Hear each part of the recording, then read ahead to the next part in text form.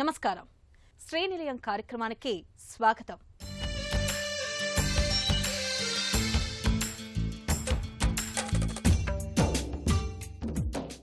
కొత్త సంవత్సరంపై హెచ్ఎండిఏ కోటి ఆశలు పెట్టుకుంది.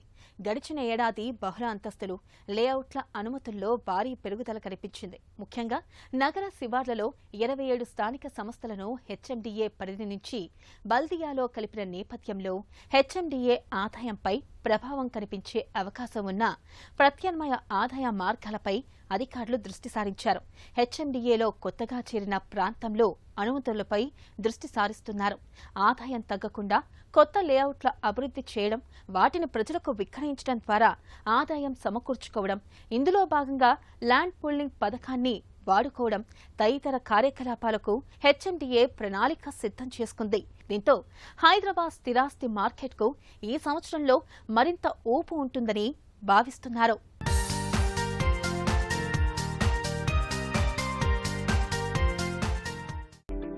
కొత్త ఏడాదిలో స్థిరాస్తి మార్కెట్ వృద్ధిపై హైదరాబాద్ మహానగరాభివృద్ధి సంస్థ కోటి ఆశలు పెట్టుకుంది. గడిచిన ఏడాది బహుళ అంతస్తులు, లేఅవుట్ల అనుమతుల్లో భారీ పెరుగుదల కనిపించింది. మొత్తంగా 18% వరకు వృద్ధి కనిపించింది. కేవలం పర్మిట్ల వరకు పరిశీలిస్తే 2024తో పోల్చితే 2025లో అదనంగా 355 కోట్ల ఆదాయం అదనంగా సమకూరింది. మొత్తంగా గతేడాదిలో తొలి 2 త్రైమాసికాల్లో 1225 కోట్ల ఆదాయం రాగా ఏడాది ముగిసే నాటికి 1500 కోట్లు దాటుతుంది అధికారులు చెబుతున్నారు.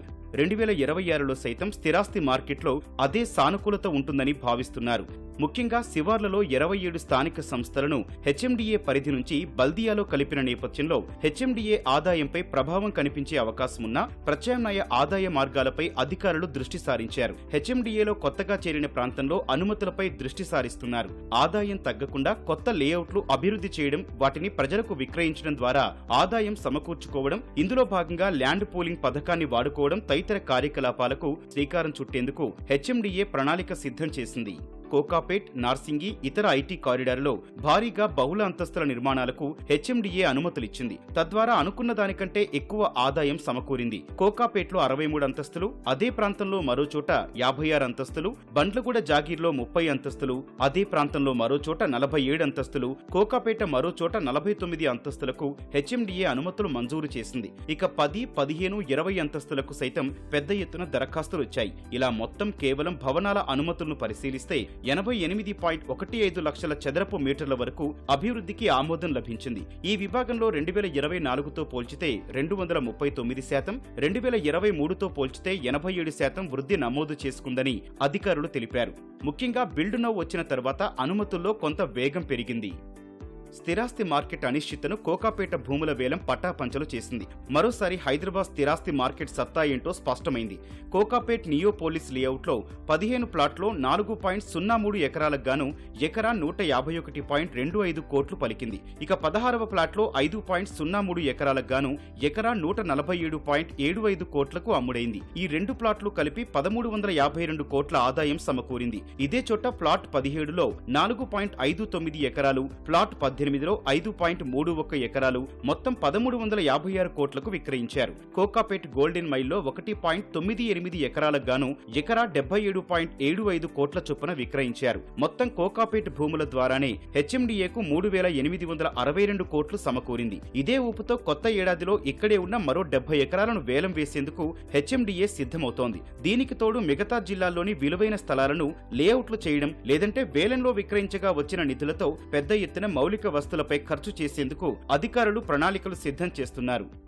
మన 2 తెలుగు రాష్ట్రాల్లో ఉన్న ఈటీవీ ప్రేక్షకులకి నూతన సంవత్సర శుభాకాంక్షలు. గడిచిన సంవత్సరం 2025 ఒక మంచి అనుభూతులను ఇచ్చింది అని అనుకుంటున్నాము.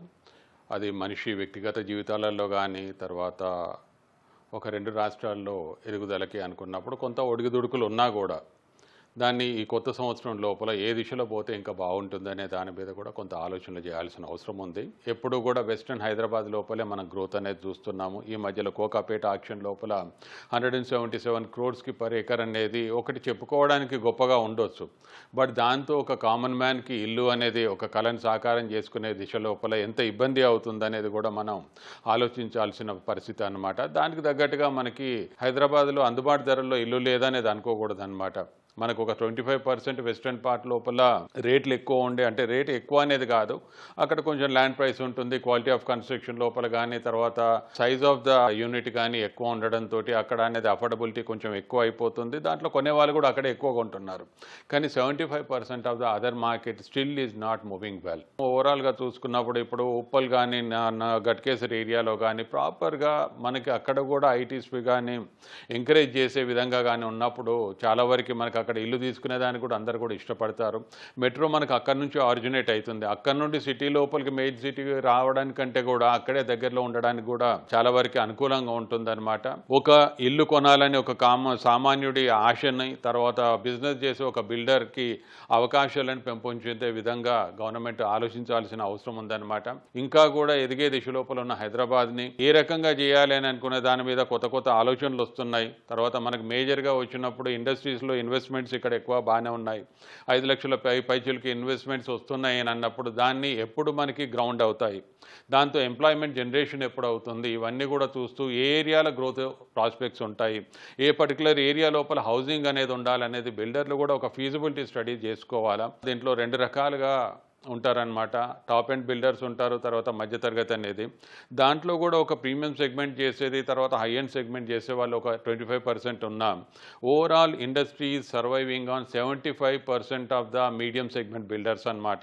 వాళ్ళకి అనుకూలతలు ఎలా ఉండాలా, వాళ్ళని ఏ రకంగా ఎంకరేజ్ చేయాలనే దాని మీద కూడా గవర్నమెంట్ కొంత దృష్టి సారించాల్సిన అవసరం ఉంది. ఇప్పుడు ఓవరాల్గా ఏరియా డెవలప్ అయిన తర్వాత కూడా ఇంకా ల్యాండ్ ప్రైసెస్ మీద కూడా మనకు బెనిఫిట్ అనేది వచ్చిన తర్వాత కూడా మళ్ళీ ఈ బర్డెన్ అనేది బిల్డర్ మీద వచ్చినప్పుడు ఆ బర్డెన్ కస్టమర్ మీదకే పోతుంది. కాబట్టి ఓవరాల్గా ఈ రేట్లు కొంత ఎదిగేదాన్ని కూడా కొంచెం నియంత్రించే అవకాశాలు ఉంటాయి. కాబట్టి గవర్నమెంట్ ఆ దిశ లోపల కూడా కొంచెం ఆలోచన చేయాల్సిన అవసరం ఉంటుందన్నమాట. తెలంగాణ రైజింగ్ అనే స్లోగన్తో ముందుకెళ్తున్నారు.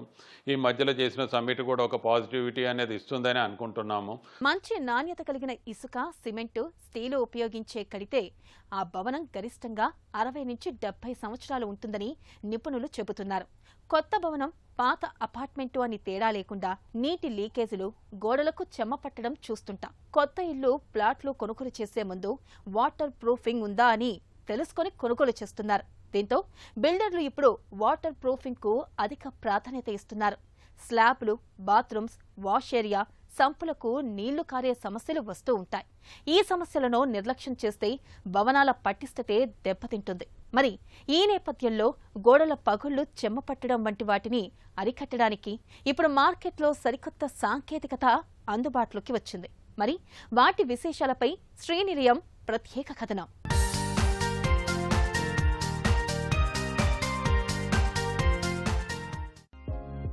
భవన నిర్మాణ సమయంలో తడి ప్రదేశాల విషయంలో తగు జాగ్రత్తలు తీసుకున్నప్పుడే కలల గూడు 10 కాలాల పాటు దృఢంగా ఉంటుంది. మరుగుదొడ్లు, స్నానాల గదులు, కిచెన్ సింక్, వాషింగ్ మిషన్ ఉండే చోట నాణ్యతతో నిర్మాణం జరిగేలా చూసుకోవడం చాలా అవసరం. ముఖ్యంగా మరుగుదొడ్లు, స్నానాల గదుల విషయంలో ఈ అంశాన్ని పట్టించుకోకపోతే అనంతరం ఎదురయ్యే పరిణామాలు తలనొప్పిగా మారుతూ ఉంటాయి. ఇంటిని కొనుగోలు చేసే సమయంలో ఈ విషయాలు గమనించాలి.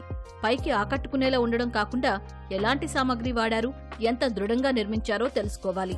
వాటర్ ప్రూఫింగ్ సక్రమంగా లేకుంటే టైల్స్ పై నిలిచిన నీటి నుంచి సన్నగా లీకేజీ ఆరంభమవుతుంది. ఇందుకు వ్యక్తిగత గృహాలు, విల్లాలు ఏవీ మినహాయింపు కాదు. లీకేజీ సమస్యకు ఎక్కడైనా అవకాశం ఉంటుంది.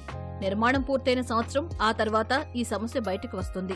ఇంట్లోని గోడలు, వంటగది పరిసర ప్రాంతాల్లో చెమ్మ వస్తుంది.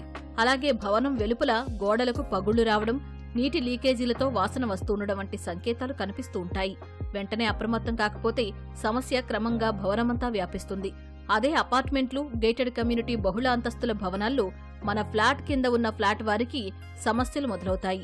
గోడలు రంగు మారిపోవడం, పెచ్చులుగా రంగు ఊడిపోతూ ఉండడం, ఇబ్బందులు తలెత్తుతాయి.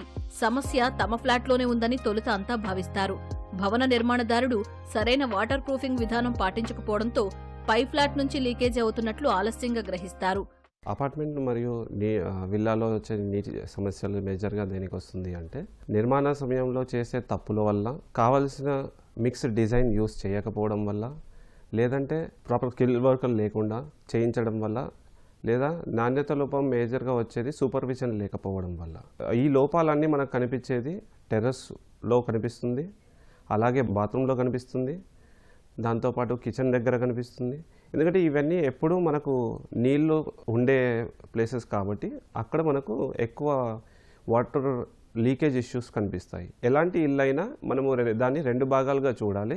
ఒకటి సబ్స్ట్రక్చర్ అండ్ ఇంకొకటి సూపర్ స్ట్రక్చర్.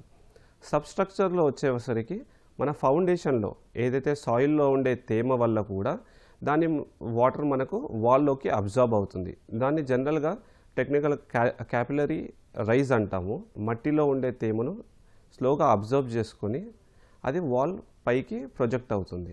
ఇటువంటి లీకేజ్ సమస్యను మనము పెయింట్ పీల్ ఆఫ్లో మనం చూడొచ్చు. పెయింట్ ఊడిపోతుంది. సో ఆ పెయింట్ ఊడిపోయేది కూడా మనకి ఎక్కడి వరకు అంటే కింద గ్రౌండ్ నుండి అప్ టు సిల్ లెవెల్ అంటాం. సిల్ లెవెల్ అంటే బిలో ద విండో కింద వరకు మనకు ఇలాంటి మార్క్స్ కనిపిస్తుంది. అలాగే ఇది ఓన్లీ గ్రౌండ్ ఫ్లోర్లోనే కనిపిస్తుందా అంటే కాదు, ఫస్ట్ ఫ్లోర్ సెకండ్ ఫ్లోర్లో కూడా కనిపిస్తుంది. ఎందుకు అంటే కింద గ్రౌండ్ ఫ్లోర్లో సాయిల్ ఉంటుంది, బట్ ఫస్ట్ ఫ్లోర్లో వచ్చేసరికి అక్కడ మనకు లీకేజ్ అయ్యి వాటర్ స్టాగ్నేట్ అవుతుంది స్లాబ్ పైన. ఆ స్టాగ్నేట్ అయిన వాటర్ సేమ్ క్యాపిలరీ రైస్ ద్వారా మనకుండే కాంక్రీట్ స్ట్రక్చర్లో కావచ్చు, రెడ్ బ్రిక్ వాల్స్లలో ఎక్కువ చూస్తాము, కాంక్రీట్ దాంట్లో తక్కువ చూస్తాము. సో ఈ సమస్య ఎలా కనిపిస్తుందంటే కంప్లీట్గా నమ్ము రావడము, దాంతోపాటు తెల్లని మరకలు ఉంటాయి మొత్తం గోడకి. సో ఆ మరకల ద్వారా మనం దాన్ని డ్యామేజ్ని గుర్తించవచ్చు. ఇప్పుడు మనకు ఒక అడ్వాన్స్డ్ ఎక్విప్మెంట్స్ వచ్చాయి, దాంట్లో మనం ఈజీగా ఐడెంటిఫై చేయవచ్చు. ఇల్లు అపార్ట్మెంట్స్లో గోడలకు చెమ్మ పట్టడం, గోడల పగుళ్లు, నీటి లీకేజీలు అసలు ఎందుకొస్తాయి? వాటిని అరికట్టడానికి ప్రస్తుతం మార్కెట్లో ఎలాంటి సాంకేతికత అందుబాటులో ఉంది అనే విశేషాలపై ఇప్పుడు నిపుణుల మాటల్లో తెలుసుకుందాం. భవన నిర్మాణ సమయంలో లీకులు లేకుండా వాటర్ ప్రూఫింగ్ ఎలా చేస్తున్నారో తెలుసుకోవడానికి ఎటువంటి సంకోచం ఉండకూడదు. లోటుపాట్లు ఉంటే అప్పుడే సరి చేయించుకోవచ్చు. ఇందువల్ల భవిష్యత్తులో ఎలాంటి ఇబ్బందులు ఎదురుకావు. లేదంటే లీకులతో డబ్బులు ఖర్చే కాకుండా ఇంట్లో ప్రశాంతత కరువవుతుంది. అందుకే ఇంటి కొనుగోలు అమ్మకాల సమయంలో నిపుణులతో అంచనా వేసి నిర్ణయం తీసుకోవాలి. వర్షాకాలం చాలా ఇళ్లల్లో ఈ 2 సమస్యలు ఎక్కువగా కనిపిస్తూ ఉంటాయి. ఒకటి వాటర్ లీకేజీలు, 2 నీటి చెమ్మ. అయితే కొత్త వాటర్ ప్రూఫింగ్ పద్ధతుల ద్వారా చెమ్మ, వాటర్ లీకేజీలకు ఎక్కడికక్కడ చెక్ పెడుతూ ఇంటికి కనీసం చుక్క నీరు కూడా రాకుండా చేసుకోవచ్చు అని అంటున్నారు నిపుణులు. ఈ గోడలో క్యాపిలరీ యాక్షన్ వల్ల మనకు వాటర్ అనేది పైకి అప్లిఫ్ట్ అవుతుంది. దానివల్ల ఈ వాల్లో కంప్లీట్గా మనకు వాయిడ్స్ ఫామ్ అవుతున్నాయి. ఈ వాయిడ్స్ ఫామ్ అవ్వడం వల్ల ఇక్కడ ఉన్న సిమెంట్ క్వాలిటీ అనేది తగ్గి ఆ వాల్ అనేది డిగ్రేడ్ అవుతుంది. అలాగే ఈ పెయింట్ పీల్ ఆఫ్ వల్ల కంప్లీట్ లప్పం అనేది మనకు డీబాండ్ అయిపోతుంది. సో ఇక్కడ వాటర్ కంటెంట్ ఎక్కువ ఉండడం వల్ల నెక్స్ట్ ఫంగస్ కూడా ఫామ్ అవుతుంది. ఈ ఫంగస్ వల్ల మనకు హెల్త్ ఇష్యూస్ అనేది వస్తాయి. అలాగే ఇలాంటి ఈ సమస్యలే ఇంకా మనకు ఈ కిచెన్ గోడలో, హాల్లో కంప్లీట్గా ఈ సమస్య మొత్తం స్కట్టింగ్ లెవెల్లోనే ఉంటుంది. ఎందుకంటే ఈ సాయిల్ నుండి వాటర్ మనకు పైకి అప్లిఫ్ట్ అవుతుంది. ఇక్కడ మనకు తేమ శాతం ఎక్కువగా ఉంది కింద. ఈ కింద నుండి నీరు అలా పైకి క్యాపిలరీ రైస్ ద్వారా పైకి వెళ్తుంది. ఇక్కడ ఈ వాటర్ కంటెంట్ ఎక్కువ ఉండడం వల్ల ఈ గోడ సెటిల్మెంట్ అయ్యి మనకు సెటిల్మెంట్ క్రాక్స్ కూడా ఈజీగా కనపడుతున్నాయి వాల్లో. సో ఇలాంటివి తగ్గించాలి అంటే ఇక్కడ మనము కంపల్సరీగా ప్లింత్ లెవెల్లో ప్లింత్ బీమ్ కట్టిన తర్వాత బ్రిక్ వాల్ స్టార్ట్ చేసే ముందు డ్యామ్ ప్రూఫ్ కోర్స్ అనేది కంపల్సరీగా వేయాలి. అలా వేస్తే గనక ఇలాంటి క్యాపిలరీ ప్రాబ్లమ్స్ అనేది మనము అరికట్టవచ్చు. సో ఇప్పుడు మనం చూస్తున్నది థర్మల్ ఇమేజ్ కెమెరా. సో ఇది వచ్చేసి మనకు గోడలో ఉండే తేమ శాతాన్ని చూపించడానికి యూస్ చేస్తాము. దీంట్లో వచ్చే కలర్ వేరియేషన్ వల్ల మనకు ఎక్కడైతే మాయిశ్చర్ అంటే తేమ శాతం ఎక్కువ ఉంది అనేది ఐడెంటిఫై చేస్తాం. బ్లూ కలర్లో వచ్చేది మనకు ఎక్కువ తేమ శాతం ఉన్న దగ్గర మనకు బ్లూ కలర్ పాయింట్స్ చూపిస్తుంది. దాని తర్వాత మిగతా ప్రాంతం అంతా టెంపరేచర్ అంటే థర్మల్ వేరియేషన్ ద్వారా మనకు చూపిస్తుంది. ఇప్పుడు మనం చూసేది లీక్ డిటెక్టర్. సో దీంతో మనము ఎక్కడైతే మనకు పైప్ లైన్ ఉంటుందో ఆ పైప్ లైన్ని ఐడెంటిఫై చేయొచ్చు. దాంతోపాటు లీకేజ్ అనేది కూడా ఎక్కడ ఉంటుంది అనేది మనం ఐడెంటిఫై చేసుకోవడానికి ఈజీగా ఉంటుంది. దాంట్లో మనకు మాయిశ్చర్ అంటే తేమ శాతం ఎంత ఉంది ఎక్కువ ఉన్న దగ్గర మనకు గ్రాఫికల్ రిప్రజెంటేషన్లో చూపిస్తుంది. ఇప్పుడు మనం కింద చూస్తున్నాము ఎక్కడైతే తేమ ఎక్కువ ఉందో అక్కడ మనం బ్లూ కలర్ గ్రాఫ్ రిప్రజెంటేషన్లో చెక్ చేస్తే అక్కడ మనకు తేమ శాతం ఎక్కువ ఉంటుంది. ఎందుకంటే ఇక్కడ మనం క్యాపిలరీ యాక్షన్ గురించి మాట్లాడాం కదా ముందు, దాని కింద నుండి అలా వస్తుంది. సో ఇక్కడ మనకు up to 1 feet above 1 feet వరకు ఈ క్యాపిలరీ యాక్షన్ అనేది ఉంటుంది. అలాగే మనం ఇంకొంచెం పైకి చూస్తే కనుక మనకు ఆ క్యాపిలరీ యాక్షన్ అనేది తగ్గిపోతుంది. అంటే ఆ గోడలో మనకు తేమ శాతం తక్కువగా ఉంటుంది. ఇప్పుడు మనం చూస్తే అలా పైనుండి కిందికి వచ్చేటప్పుడు పైన అనేది మనకు తేమ శాతం లేదు. అక్కడ చూస్తే కంప్లీట్గా మనకు గ్రాఫ్ అనేది 0 చూపిస్తుంది. అలా కిందికి వస్తూ ఉంటే మనకు స్లోగా గ్రాఫ్ అనేది ఇంక్రీజ్ అవుతుంది. అక్కడ మనకు తేమ శాతం అనేది సడన్గా ఇంక్రీజ్ అయిపోయింది. ఇప్పుడు మనం చూస్తే కరెక్ట్గా ప్లింత్ బీమ్ నుండి అరౌండ్ 1 ఫీట్ 1.5 ఫీట్లో మనకు ఈ క్యాపిలరీ యాక్షన్ వల్ల అక్కడ మాయిశ్చర్ అనేది ఎక్కువగా ఉంది అని మన లీక్ డిటెక్టర్ ద్వారా తెలుసుకుంటున్నాం. ఇలాంటి సమస్యలు ఎక్కువ మనకు వాటర్ లీకేజ్, నానీ ట్రాప్ వల్ల, ఫ్లోర్ ట్రాప్ వల్ల వస్తుంది. అలాగే మనకు ఫ్లోర్ పైన ఉండే వాటర్ ప్రాపర్గా స్లోప్ ప్రొవైడ్ చేయకపోవడం వల్ల, బాత్రూంలో స్లోప్ ప్రొవైడ్ చేయకపోవడం వల్ల అది మనకు టైల్ జాయింట్స్ నుండి బయటికి వస్తుంది. అలాగే టైల్ టు టైల్ మధ్యలో ప్రాపర్ స్పేసింగ్ లేకపోవడం వల్ల కూడా అక్కడ క్రాక్ ఏర్పడి దాంట్లో నుండి మదర్ కాంక్రీట్ స్లాబ్లోకి వాటర్ ఎంటర్ అవుతుంది. ఒకటి సిమెంటీషియస్ వాటర్ ప్రూఫింగ్ ఉంటుంది, పియూ బేస్డ్ వాటర్ ప్రూఫింగ్ ఉంటుంది, మెంబ్రెయిన్ వాటర్ ప్రూఫింగ్ ఉంటుంది. గోడ మొదట్లో డ్యామ్ ప్రూఫ్ కోర్స్ అని ఒక bed, CC bed, concrete bed అనేది మనం వేయాలి. వేసినప్పుడు అది వాటర్ అబ్జార్ప్షన్ని తగ్గిస్తుంది. సో దానివల్ల ఆ క్యాపిలరీ యాక్షన్ అనేది లేకుండా వాటర్ అనేది పైకి రాకుండా ఉంటుంది. ఇప్పుడు మనం బెడ్రూమ్లో ఉంటాము, పడుకుంటాము, ఇలాగే క్యాపిలరీ యాక్షన్ వల్ల మనకు వాటర్ స్టాగ్నేట్ రావడం వల్ల ఆ కెమికల్ రియాక్షన్ వల్ల మనం క్లోజ్డ్ రూమ్లో ఉన్నప్పుడు అక్కడ వచ్చే ఎయిర్ క్వాలిటీ అనేది డిస్టర్బ్ అవుతుంది. సో అక్కడ ఆ ఎయిర్ క్వాలిటీ వల్ల మన lung infection or respiratory issues కూడా వస్తాయి. ఇళ్ల స్థలాలు, అపార్ట్మెంటు కొనే ముందుగా వాస్తును పరిశీలిస్తూ ఉంటారు. మరి ప్రేక్షకులు అడిగిన ప్రశ్నలకు సమాధానాలు వాస్తు నిపుణుల మాటల్లో తెలుసుకుందాం.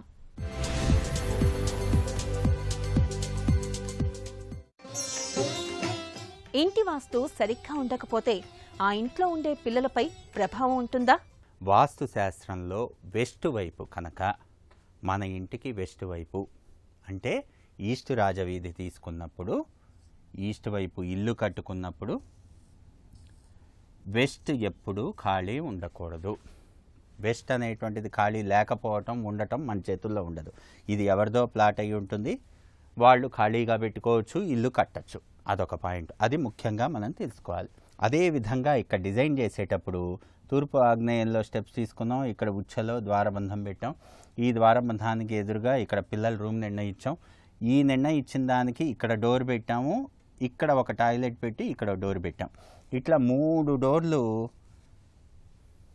ఈ విధంగా ఒకే అలైన్మెంట్తో పెట్టామనుకోండి, పశ్చిమ వాయువ్యం మొత్తం ఉచ్చ కాస్త నీచం అయిపోతుంది. ఇది ఉచ్చస్థానం. అంటే మనం ఏది తీసుకున్నా కూడా, ఒక రూమ్ తీసుకున్నాం అనుకోండి, ఇది ఈస్ట్ తీసుకుంటే, వెస్ట్ తీసుకుంటే, సౌత్ తీసుకుంటే, నార్త్ తీసుకుంటే, ఇవి ఉచ్చస్థానాలు. ఈ ఉచ్చస్థానాల మూత అనేటువంటిది పొరపాటును కూడా పడకూడదు. ఎప్పుడూ కూడా వెస్ట్ ఆఫ్ నార్త్ వెస్ట్ అనేటువంటిది టాయిలెట్తో ఉండకూడదు. వెస్ట్ ఆఫ్ నార్త్ వెస్ట్ అనేటువంటిది ఉచ్చ ఓపెన్ ఉండాలి. అందుకే మనం ఎప్పుడైనా చైల్డ్ బెడ్రూమ్ డిజైన్ చేసేటప్పుడు ఇక్కడ ప్రవేశ ద్వారం ఇచ్చిన, ఇక్కడ విండో ఇచ్చి, ఇక్కడ టాయిలెట్ తీసుకొని ఈ విధంగా ద్వారం ఇచ్చి ఇదొక డ్రెస్ ఏరియా లాగా ఇస్తాము. ఇది చైల్డ్ బెడ్రూమ్ అవుతుంది. దీనికి ఎదురుగా ఏదైతే ఉందో ఇదంతా కూడా మానసూత్రం. ఇక్కడ మీకు విండో వస్తుంది, ఇక్కడ ప్రవేశ ద్వారం వస్తుంది, మళ్ళీ విండో వస్తుంది. ఇది తూర్పు రాజవీధి. ఇలా తీసుకున్నప్పుడు ఇదంతా మానసూత్రం అన్నమాట. అంటే విండో, డోరు, విండో ఇలా పెట్టినప్పుడు మాత్రమే పిల్లల డెవలప్మెంట్ అనేటువంటిది ఉంటుంది. అదేవిధంగా చూస్తున్నాం, ఇక్కడ కొంతమంది వాయువ్యం మూల ఉండొచ్చు కదండి టాయిలెట్ అనేటువంటిది, చాలామంది క్వశ్చన్ చేస్తూ ఉంటారు. ఇక్కడ ఎప్పుడూ కూడా నైరుతి మూల టాయిలెట్ ఉండకూడదు. ఇది నైరుతి మూల అనుకుందాం. అంటే ఇది సౌత్, ఇది వెస్ట్ అనుకుంటే, ఈ సౌత్ వెస్ట్ కార్నర్లో టోటల్ హౌస్కి సౌత్ వెస్ట్ కార్నర్లో మనకి టాయిలెట్ ఉండకూడదు. ఇవన్నీ మనం ఎందుకు డిస్కస్ చేస్తున్నాం? పశ్చిమ వాయువ్య దోషాలు. పశ్చిమ వాయువ్య దోషాలు ఉంటే ఏంటి? పిల్లలు అభివృద్ధిలోకి రాదు. అదేవిధంగా ఇక్కడ వెస్ట్ వైపు ఖాళీ ఉంటే పిల్లలకి మ్యారేజెస్ అనేటువంటివి లేట్ అవుతాయి. అదేవిధంగా పశ్చిమ వాయువ్యంలో ఏదైనా శూలలు ఉన్నా కూడా ఇక్కడ మ్యారేజ్ అనేటువంటిది లేట్ అవుతుంది, ఉద్యోగంలో లేట్ అవ్వటానికి ఆస్కారం ఉంటుంది. ఉత్తర వాయువ్యం కానీ పశ్చిమ వాయువ్యం కానీ ఎప్పుడు కూడా ఉత్తర వాయువ్యము పశ్చిమ వాయువ్యము ఓపెన్ ఉండాలి. కాబట్టి more ventilation, more Windows, more doors will give more positive energy. That is the funda. కాబట్టి పిల్లల వృద్ధి అనేటువంటిది ఉండాలంటే వాయువ్య దోషాలు లేకుండా ఉచ్చస్థానం ఓపెన్ చేసి మనం ఈ విధమైనటువంటి రూల్నంతా కూడా మనం ఫాలో అయ్యి కడితే ఎలాంటి ఇబ్బంది ఉండదు. ఇది నేటి శ్రీనిలయం. మరికొన్ని తాజా అంశాలతో వచ్చే వారం మళ్ళీ కలుద్దాం. అంతవరకు సెలవు. నమస్తే.